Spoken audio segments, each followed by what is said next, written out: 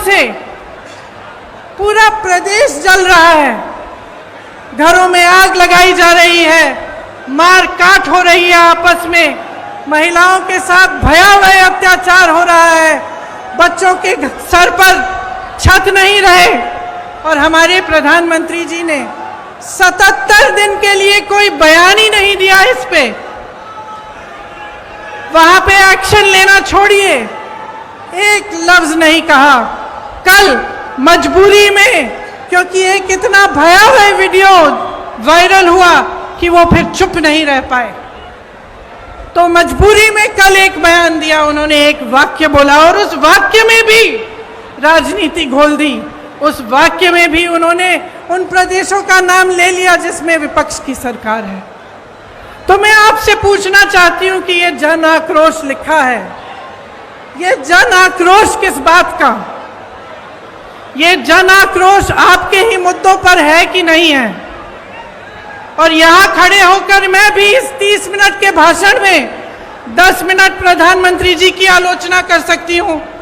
10 minute के लिए मैं ये कह सकती हूं कि कितनी घोषणाएं, नकली घोषणाएं की, कितने घोटाले किए, कितने नाटक करते हैं शिवराज जी। और मैं 10 मिनट के लिए सिंधिया जी के बारे में भी बोल सकती हूं कि किस तरह से अचानक उनकी विचारधारा ही पलट गई। लेकिन आज मैं यहां आपका ध्यान भटकाने के लिए नहीं आई हूं, मैं आपके मुद्दों पर बात करने आई हूं। और आज जो सबसे बड़ा मुद्दा है आपका, मैं जानती हूं क्या है, महंगाई का मुद्दा है। सबसे बड़ा मुद्दा आज महंगाई है। और मैं सिर्फ सब्जी, फल, आटा, गेहूं, इस सब की मैं महंगाई नहीं कह रही हूं। ये तो है ही, जब टमाटर 150 रुपए में आप खरीद नहीं सकते तो ये तो है ही। लेकिन इस महंगाई से किस तरह आपकी कमर तोड़ी जा रही है उसकी बात कर रही हूं। मैं वो बात कर रही हूं कि जब घर में इतनी बारिश हो रही है, आजकल छत से कुछ पानी गिर रहा है, आपको मरम्मत करवानी है, वो मरम्मत महंगी हो गई है। आपको किसी के घर जाना है, कुछ ले जाना है उनके लिए, वो खरीदना मुश्किल हो गया है। आपके बच्चों की फीस भरना मुश्किल हो गया है। इतनी बारिश में जो बच्चे स्कूल पाठशाला तक जा रहे हैं उनके लिए छाता खरीदना मुश्किल हो गया है। आपके पूरे जीवन पर एक बहुत बड़ा बोझ बन गई है ये महंगाई। तो ये सिर्फ टमाटर के भाव की बात नहीं है, ये बात आपके जीवन की है कि किस तरह आप गुजारा कर पा रहे हैं, मैं समझ नहीं पा रही हूं। मेरी बहनें यहां बैठी हैं, सबसे बड़ा बोझ इन पर है। समाज का बोझ, महंगाई का बोझ मेरी बहनें उठाती हैं सबसे ज्यादा। आज रसोई के लिए सामान खरीदना है, तेल खरीदनी है, वो भी नहीं मिलती। गैस का सिलेंडर मिलता तो था, उसमें गैस भरना ही मुश्किल हो गया है। आज आपको खरीदने जाना है तो 1000 रुपए से कम नहीं मिल रहा। बच्चों की परवरिश कैसे होगी? सुबह उठ के आप अगले दिन का सामना कैसे करते हैं? कोई बीमार पड़ जाता है तो घबराहट उनकी भी होती है और इस बात की भी होती है कि मैं दवाई कहाँ से खरीद के लाऊं। घर पे बीमार पड़ा है लेकिन दुकान जाकर इतनी महंगाई है कि दवाई ही नहीं मिलेगी, मैं क्या करूं? आज ये है आपकी परिस्थितियां। तो इस बीच मुझे उचित नहीं लगता कि यहां आकर मैं फिजूल की बातें करूं, मैं दूसरों की बार बार आलोचना करती रहूं। मुझे ये उचित लगता है कि हर चुनाव में, हर प्रदेश में, हर गांव में, हर मोहल्ले में जब कोई नेता जाता है तो उसे जनता के मुद्दों पर बात करना पड़ेगा। उसको बताना पड़ेगा कि ये महंगाई क्यों है, कि महंगाई के साथ साथ इतनी बेरोजगारी क्यों है, कि एक ऐसी सरकार क्यों है आज हमारे देश में जिसने पूरी की पूरी देश की संपत्ति 1 या 2 बड़े बड़े बिजनेस वालों को बेच दी। जहां से आपको रोजगार मिलता था, उन कंपनियों को जब इन्होंने अपने मित्रों को सौंपा तो उनको मालूम होगा कि आप बेरोजगार होंगे। आपको रोजगार कहां से मिलता था? पीएसयू से मिलता था, बड़ी बड़ी जो सरकारी कंपनी थी उनसे मिलता था। आपको रोजगार खेती की कमाई से मिलता था, आपको रोजगार सेना से मिलता था, आपको रोजगार छोटे छोटे व्यापार से मिलता था। आज परिस्थितियां क्या हैं? जो बड़ी बड़ी कंपनियां हैं वो तो सारी सौंप दी इन्होंने अपने दोस्तों को। सेना की भर्ती का क्या किया अग्निवीर का आप जानते हैं। आपका ये जो क्षेत्र है ग्वालियर का क्षेत्र, रानी लक्ष्मीबाई जी का क्षेत्र है, यहां से तमाम वीर जवान जाकर हमारे सरहद पे खड़े होते हैं। आप जानते हैं सबसे अच्छी तरह कि जब से अग्निवीर की स्कीम आई और 4 साल की सेना में भर्ती कराई गई, तब से क्या स्थिति है। मैं कुछ हरियाणा के नौजवानों से मिली, उन्होंने मुझे बताया कि ट्रेनिंग से ही लोग वापस जा रहे हैं घर। तो कहते हैं कि हम इतनी ट्रेनिंग, इतनी कड़ी ट्रेनिंग कर किस लिए रहे हैं। हम इतनी कड़ी ट्रेनिंग इसलिए कर रहे हैं कि 4 साल बाद हम बेरोजगार होकर वापस आ जाएं, और जब घर आएंगे तो सरकार ने ये परिस्थितियां बना दी हैं कि घर पे भी किसानी से चाहे जितनी भी मेहनत कर लो, इतनी महंगाई है, इतनी मुश्किलें हैं कि किसानी से भी नहीं कमा पाएंगे। तो घर आकर क्या करेंगे? वहां भर्ती के लिए तमाम नौजवान पढ़ाई करते हैं, माँ बाप मेहनत की कमाई से उनके लिए पैसे इकट्ठे करते हैं। कोई 10,000 के ट्यूशन, कोई 20,000 के ट्यूशन करता है, और फिर देखिए पटवारी के इम्तिहान में किस तरह से घोटाला हो गया। तो इन चीजों का समाधान क्या है?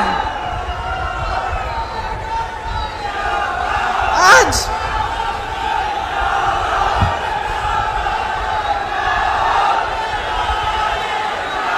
शर्म की बात है, शर्म की बात है कि सिर्फ मात्र सरकारी जो नौकरियां हैं मात्र 21 दी गई हैं पिछले 3 सालों में। 2018 में जब हमारी सरकार बनी थी तब इन्होंने सरकार गिराई। उससे पहले इनकी सरकार 10 सालों से चल रही थी, उससे ज्यादा। आज 18 सालों से इनकी सरकार है और ये परिस्थितियां हैं। तो चुनाव के पहले ये कहने का क्या फायदा है कि हम फलां स्कीम बनाएंगे, हम महिलाओं को कुछ देंगे, हम नौजवानों को रोजगार देंगे। क्या फायदा है? 18 साल से तो आप सरकार में रहे हैं, तब तो आपने कुछ दिया नहीं।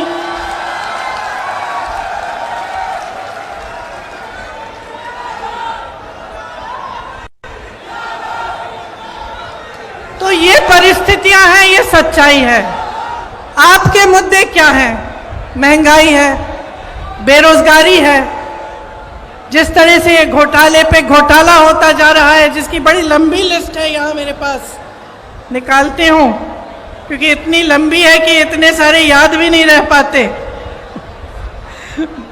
खैर निकाल के बाद मैं बताऊंगी, दिख नहीं रही। तो इन्होंने इतने सारे घोटाले किए, कुछ नहीं छोड़ा, सड़कें नहीं छोड़ी, कुछ नहीं छोड़ा, भगवान की मूर्तियां नहीं छोड़ी महाकाल में।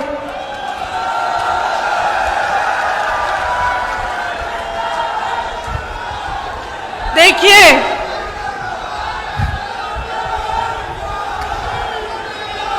एक बात है, देखिए 2 बातें।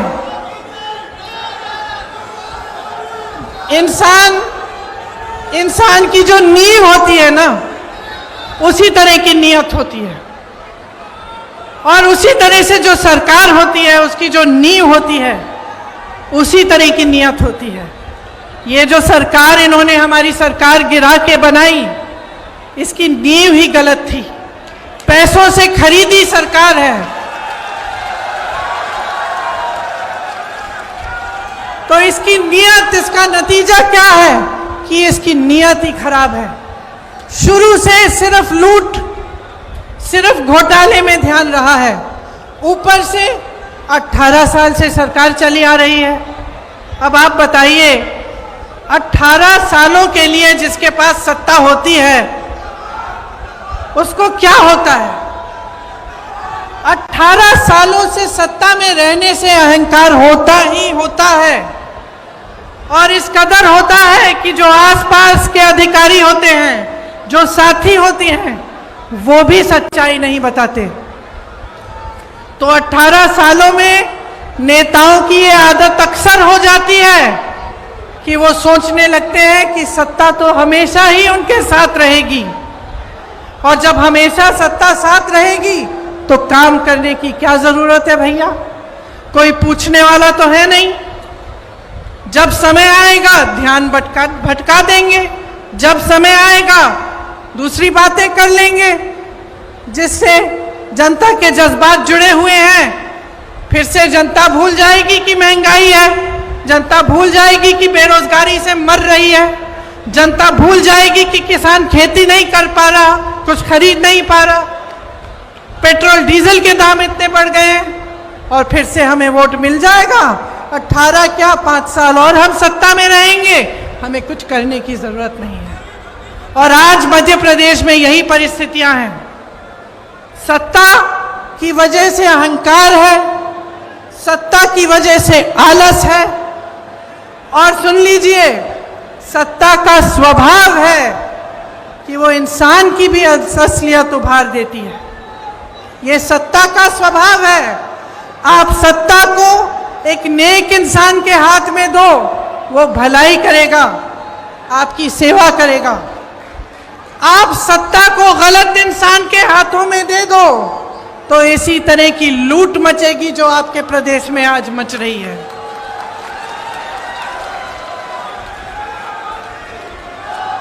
महंगाई, बेरोजगारी से समाज में तनाव बढ़ता है। जब समाज में तनाव बढ़ता है तो अत्याचार बढ़ते हैं, और अत्याचार हमेशा उन्हीं पर होते हैं जो ज्यादा कमजोर हैं। आप सब ने देखा कि आदिवासियों के साथ किस तरह की हरकतें की जा रही हैं। आपने देखा कि इनके शासनकाल में दलितों के साथ कितने अत्याचार हो रहे हैं। महिलाओं की तो हम बात ही ना करें, हर रोज बलात्कार होता है। एक तरफ आपके अखबारों में बड़े बड़े इश्तिहार हैं इनकी सरकार के, और दूसरी तरफ ये खबरें कि किसी भाजपा के नेता के बेटे ने किसी के बलात्कार किया है, उसका आरोपी है, या फिर किसी महिला की छेड़छाड़ की है। तो ये परिस्थितियां हैं। अब आपको समझाना जरूरी भी है,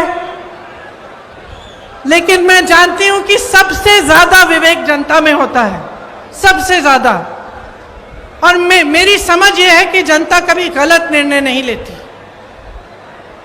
जो भी निर्णय है उसका आदर लोकतंत्र को करना पड़ता है। तो अब समय आ गया है कि आप अपने लिए, अपने भविष्य के लिए एक बहुत बड़ा निर्णय करने वाले हैं। यह निर्णय क्या है कि अगले 5 सालों में क्या आप यही चाहते हैं जो आपने पिछले 5 सालों में देखा? और इस विषय में मैं आपसे पूछना चाहती हूं, मेरे नौजवान भाई बहन, बताइए आप में से कितनों को रोजगार मिला है?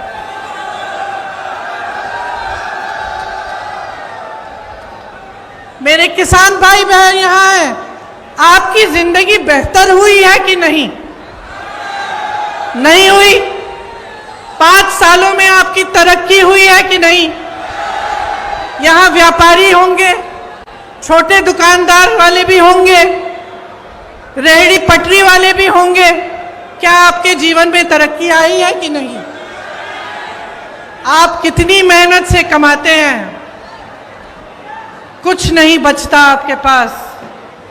और जो आप पर सत्ता है, जो जिनके पास सत्ता है, जो आप पर राज कर रहे हैं, आलस के बावजूद घोटाले पे घोटाले कर करके कमा रहे हैं।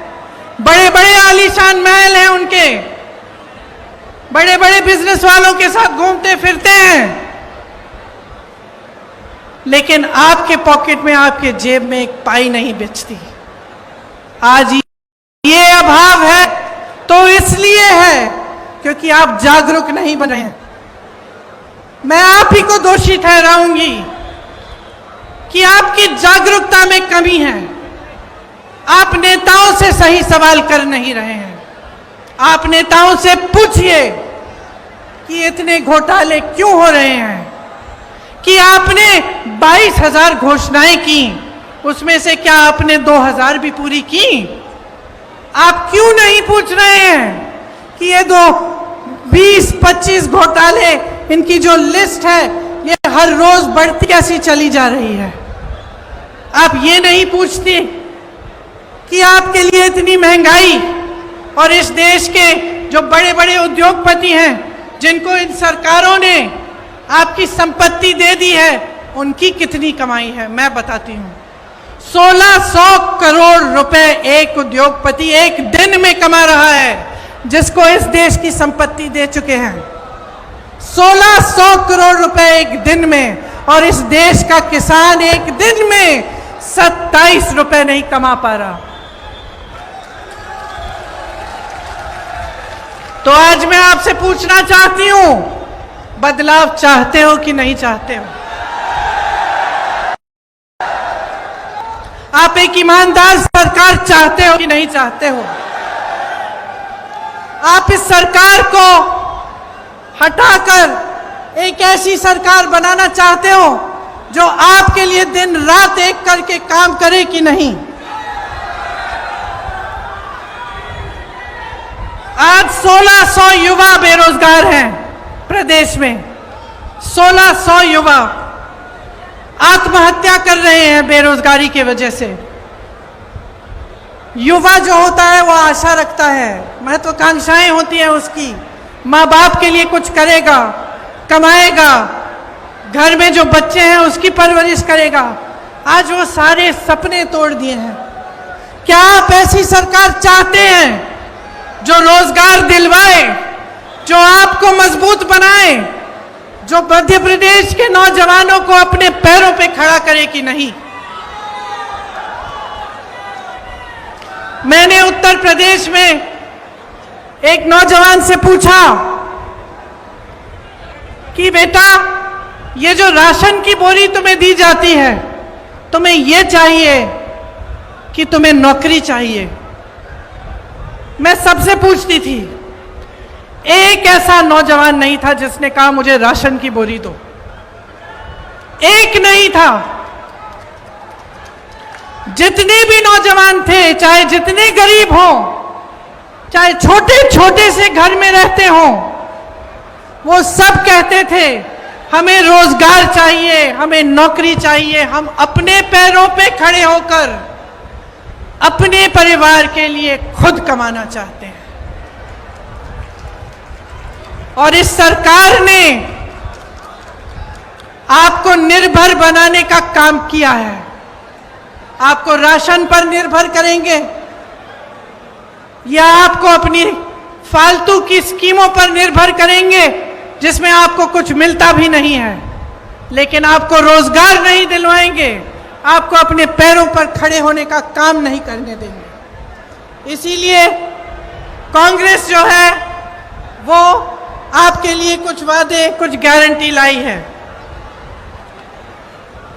जब मैं कहती हूं कि कांग्रेस गारंटी देगी, तो मैं इस आधार पर कहती हूं कि हमारी जहां जहां सरकारें हैं, वहां वहां हमने जो गारंटी दी वो निभाई जा रही हैं। चाहे आप मध्य प्रदेश में, चाहे आप कर्नाटका में, चाहे आप हिमाचल प्रदेश में, चाहे आप राजस्थान में देखें, तो जो वादे किए थे वो निभाए जा रहे हैं।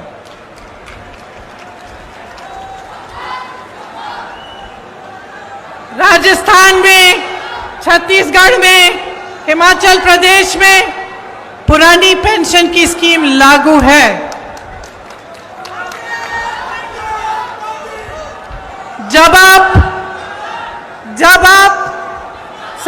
कोई नौकरी लेने जाते हैं तो उसमें सबसे बड़ी चीज क्या होती है?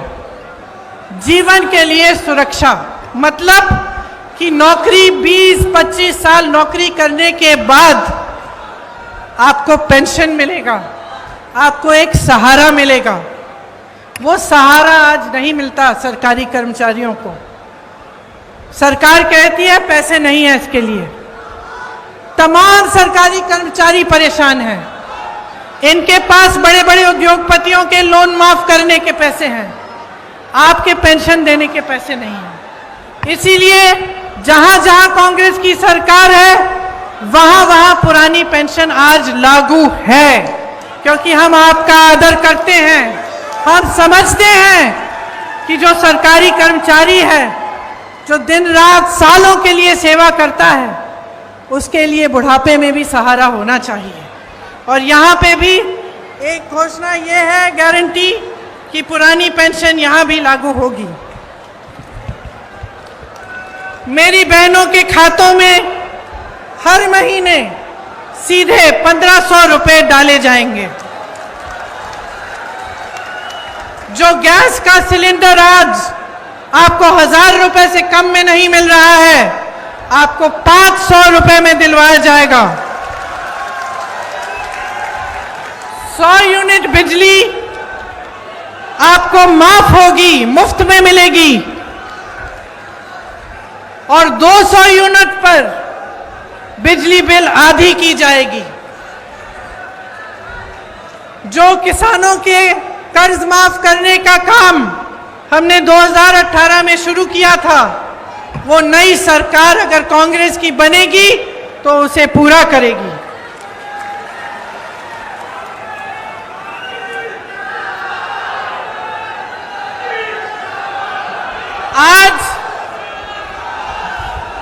आज छत्तीसगढ़ में कांग्रेस की सरकार है, 2600 रुपए धान मिल रहा है। 2600 रुपए आपको मिलते हैं धान के लिए। जहां पे हिमाचल में हमारी सरकार है, वहां जो वादे किए उनको पूरा करने का काम शुरू है।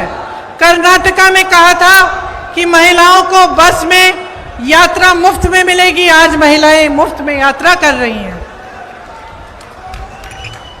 तो इस बार मध्य प्रदेश में मुझे लगता है कि प्रचंड बदलाव की लहर है। और मैं आपसे आग्रह करती हूं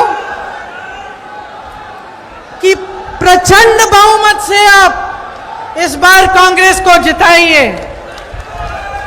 एक ऐसी मजबूत सरकार बनाइए जो न खरीदी जा सके न गिराई जा सके, जो 5 सालों के लिए दिन रात आपके लिए काम करे और आपके ही भविष्य को मजबूत बनाए।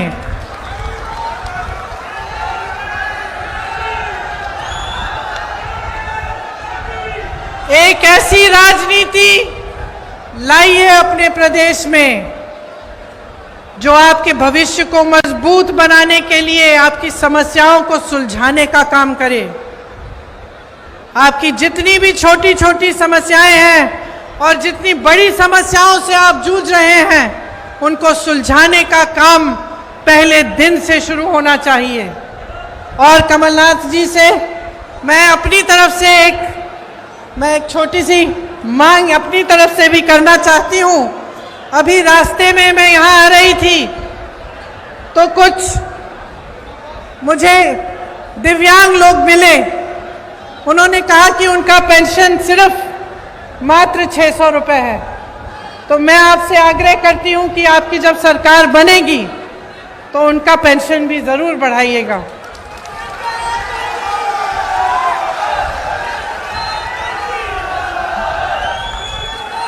देखिए, ये ग्वालियर चंबल की धरती है। जैसे मैंने कहा, झांसी की रानी की धरती है। बड़े बड़े यहां से महापुरुष हुए, अपने क्षेत्र के लिए, अपने देश के लिए, अपनी जनता के लिए जी जान एक की। ग्वालियर चंबल बारे अब की जी मामा जी की भ्रष्ट सरकार बदलबे बारे है। बोलो, बदलबे बारे है ना? ठीक बोल रही हूं? और बोलो आपकी भाषा में,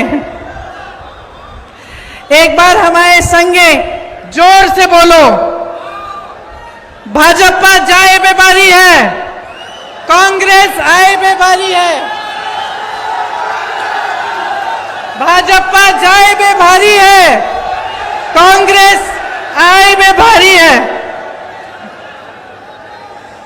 और आप सबको धन्यवाद देना चाहती हूं कि इतने समय से आपने मेरा इंतजार किया, मेरी बातों को आपने ध्यान से सुना।